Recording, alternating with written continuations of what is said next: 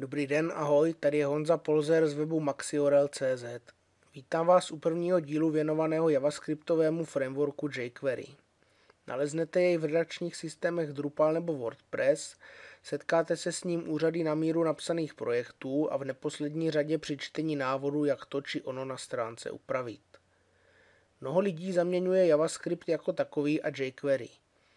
JavaScript je programovací nebo chcete-li skriptovací jazyk, který běží na straně uživatele ve webovém prohlížeči. To je tedy rozdíl od toho, co se vytváří například v PHP.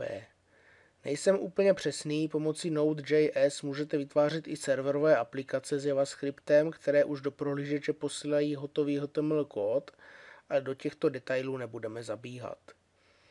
Nebudeme zabíhat ani do přílišných detailů základu JavaScriptu, od toho jsou tu jiné zdroje informací. Předpokládám, že nějaký základ máte a já jej zde pouze zrekapituluji a pustíme se do jQuery.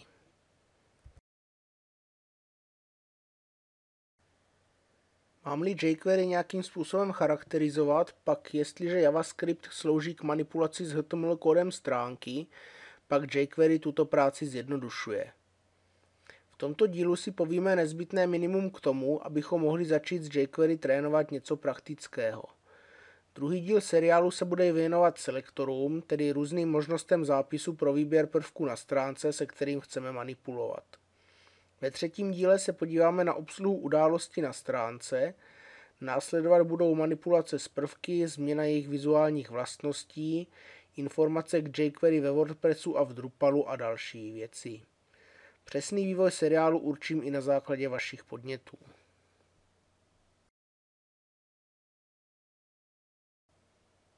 V rámci tohoto seriálu vám budu ukazovat kód ve webovém editoru JSBean. Hotový jej nasdílím, odkaz najdete potom v článku. Podobných nástrojů existuje hned několik. JSBean se mi líbí, protože je možné zobrazit vedle sebe panel z HTML, panel z CSS, JavaScript, konzoli a samozřejmě i také výslednou podobu stránky.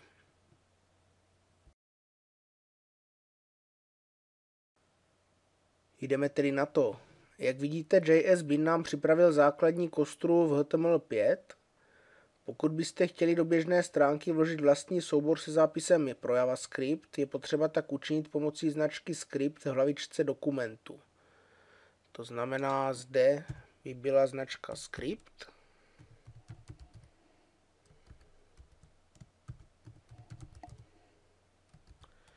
A v atributu src u této značky script by byla uvedena relativní cesta k souboru s JavaScriptem vzhledem k tomu, kde se nachází soubor tohoto dokumentu.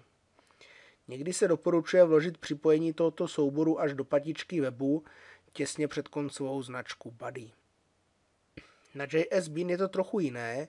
Tady můžeme psát kód JavaScriptu rovnou do samostatného panelu, který lze stejně jako ostatní zapínat a vypínat pomocí tlačítek v horní části. Při stažení projektu se tento JavaScriptový kód automaticky vloží do značky script, generované před koncovou značku body. Můžete si to ostatně vyzkoušet, když nějaký JavaScript napíšete do toho prostředního panelu, který zde mám uvedený, a posléze si celý projekt stáhnete pomocí nabídky File Download.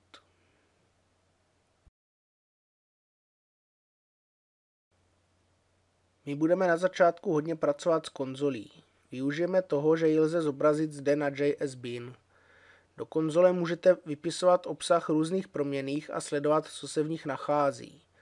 Pokud nebudete pracovat s JSBean, ale například na skutečném webovém projektu, lze konzolu zobrazit ve většině webových prohlížečů stiskem klávesy F12. Zkusíme si ji nyní v praxi. Já odtud smažu ukázkové napojení souboru s JavaScriptem a začnu používat už přímo ten panel JavaScriptu, který mě nabízí JSBean. Možná víte, možná nevíte, JavaScript v prohlížeči poskytuje objekt s názvem Navigator, který v sobě obsahuje různé informace o prohlížeči.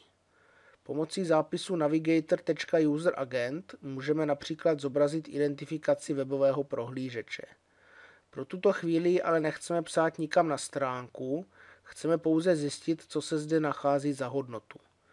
Pro tyto účely je v JavaScriptu k dispozici funkce konzole log, které jako parametr předáte proměnou, jejíž obsah chcete zobrazit. Čili v našem případě to bude konzole.log a v kulatých závorkách ta hodnota navigator.userAgent. Jak vidíte, tímto zápisem můžu po stisku tlačítka Run zobrazit informaci, která se v Navigator User Agent nachází. V tomhle případě je zde označení webového prohlížeče Chrome.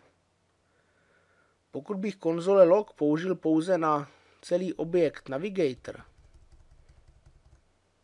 a znovu spustil výstup tlačítkem Run, pak uvidím všechny jeho dostupné vlastnosti, a to jak jednotlivé funkce, tak i položky, které zobrazují už konkrétní hodnotu. To znamená, kromě user agenta například výrobce prohlížeče anebo platformu, na které momentálně prohlížeč běží.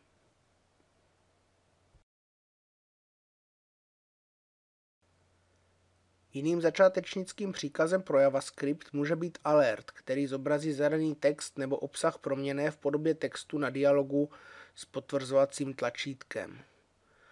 Můžeme tedy vyzkoušet, napíšeme alert a v kulatých závorkách opět navigator.userAgent. Když kód spustíme,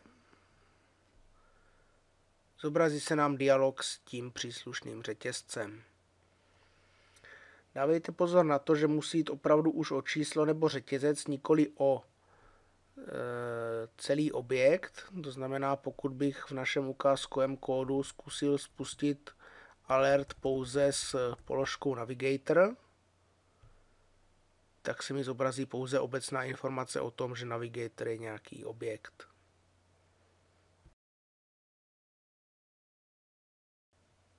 Z základních věcí v JavaScriptu si ještě osvěžíme podmínku if. Když budeme chtít kód větvit na základě toho, zda je splněna nějaká podmínka, potřebujeme právě tento zápis if. Ten má následující tvar.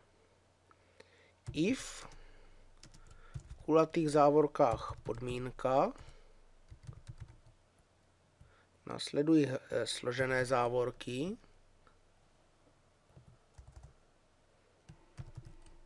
a ve složených závorkách můžete uvést libovolný počet příkazů, které se mají provést v případě, že podmínka v kulatých závorkách je splněna. Volitelně lze doplnit klauzuli else, následovanou opět hranatými složenými závorkami, mezi kterými můžete opět uvést libovolný počet příkazů, které se provedou v případě, že podmínka u příkazu if splněná není. Zkusíme si to nyní v praxi. Pomocí Navigator Platform, jak jsme se dívali před chvílí, je možné zobrazit platformu, na jaké je webový prohlížeč uživatele. Do podmínky tedy dáme srovnání shody, čili navigator.platform. Budeme porovnávat shodu s tím, jestli v tomto označení je položka Mac Intel. V případě, že ano, využijeme zobrazení hlášky funkcí alert a jako řetězec jí předáme hlášení běžíte na Macu. V případě, že v položce Navigator Platform je cokoliv jiného než hodnota Mac Intel, čili je tam například Win32, zobrazíme hlášení neběžíte na Macu.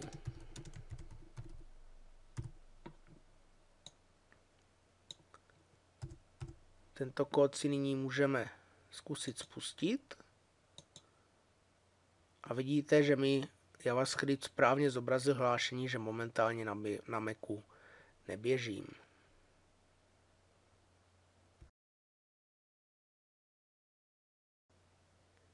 Někdy budete potřebovat též smyčku, tedy projít všechny hodnoty od x do y. Řekněme, že chcete napočítat od 1 do 5 a postupně tato čísla zobrazit příkazem alert. Zápis by tedy byl následující. Smyčka se začíná příkazem for. Následují kulaté závorky, do kterých řekněme, že budeme číslo ukládat do proměnné i. A řekněme, že první hodnota bude 1. Středník. Další část toho zadání for znamená ukončení cyklu. Zde řekneme, že to poběží do chvíle, dokud bude hodnota v proměnné i menší nebo rovna 5. A dále ještě řekneme, že s každým průběhem této smyčky se hodnota v čísle i zvýší o 1. A nyní následují složené závorky. A ve složených závorkách zase můžete zadat libovolný počet příkazů, které se provedou v momentě, kdy smyčka bude jednou spuštěna. To znamená, my zde zadáme příkaz alert a jako atribut této funkci zadáme písmenko i, čili tu naši proměnnou. A tato smyčka by měla zobrazit 5krát hlášení za sebou a vždy by tam mělo být číslo o 1 vyšší. Můžeme jej zkusit spustit. Vidíme, že je zde 1 a následně už se hlášení nezobrazilo, což je bohužel specialita tady toho JS-binu. Zobrazí se nám namísto toho varování, že on netuší, jestli ta smyčka by byla konečná. A aby nám to celé nespadlo a vyvarovali jsme se toho, tak to právě ukončil. Protože ale víme, že máme všechno v pořádku a chceme si tu smyčku vyzkoušet, stačí zde přidat komentář, do kterého napíšeme text no protect. Znovu příkaz nebo tady ten ukázkový kód spustíme a už nám to zobrazí 1, 2, 3, 4, 5 a poté se běh smyčky ukončí a nic dalšího se nám nezobrazí.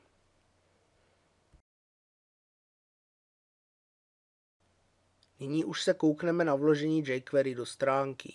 Buď si jej můžete stáhnout z domovských stránek jQuery.com a vložit jako soubor, což jsme si ukazovali na začátku, anebo použít CDN a načítat jQuery přímo z internetu, což nám ostatně takto ukáže i JS-bin, když jej tlačítkem Add Library požádáme o vložení jQuery do naší stránky.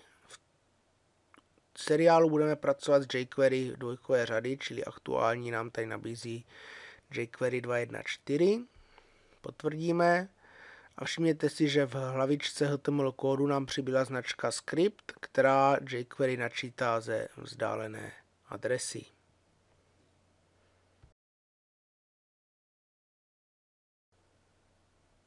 Do kódu jsem si nyní přidal 2 odstavce textu a každému z nich přidal odlišnou třídu CSS. Vidíte, že zde je třída první, zde je třída druhý. Dále jsem doplnil tlačítko Input, čili formulářový prvek, a budu chtít, aby po stisku tohoto tlačítka se ukrýval nebo znovu zobrazoval první odstavec. Zároveň si vypnu zobrazení konzole a zapnu zobrazení Output, kde vidím vlastně výslednou HTML stránku. V tuto chvíli tlačítko nic neprovádí. Zápis pomocí jQuery by tedy byl následující. Prvním znakem je $, za kterým následují kulaté závorky, do kterých je potřeba specifikovat prvek, se kterým chceme pracovat. V tomhle případě zde musíme nějakým způsobem specifikovat ono tlačítko. Víme, že má třídu class tlačítko, takže stejně jako v CSS zde můžeme díky jQuery použít zápis.tlacítko.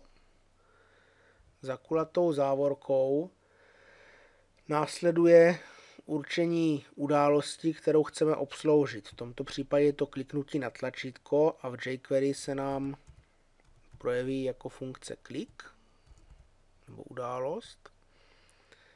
Atributem této funkce bude anonymní funkce, function, opět kulaté závorky a následně složené závorky. A nyní do těla této anonymní funkce, předané jako atribut události klik, můžeme specifikovat zase libovolný počet příkazů, které se mají vykonat v případě, že někdo na tlačítko kliknul. V našem případě chceme tedy manipulovat s prvním odstavcem, to znamená opět napíšu dolar, do kulatých závorek za dolarem dám označení toho prvního odstavce, čili naši třídu .1. A následovat bude nějaká funkce, která nám zobrazí anebo zase skryje ten první odstavec. jQuery na to má funkci toggle, která v případě, že ten první odstavec nebo to, co odpovídá tomuto označení, která v případě, že bude zobrazen, tak jej skryje a naopak, pokud bude skryt, tak jej zase zobrazí. Nyní si to můžeme v tom panelu Output vyzkoušet. Když tedy nyní klikneme na tlačítko zobrazit skryt první odstavec, tak se nám ten odstavec skryl.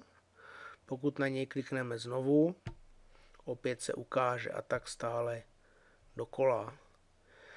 Tady nás JS-Bin ještě upozorňuje na to, že mi zde chybí jeden koncový středník.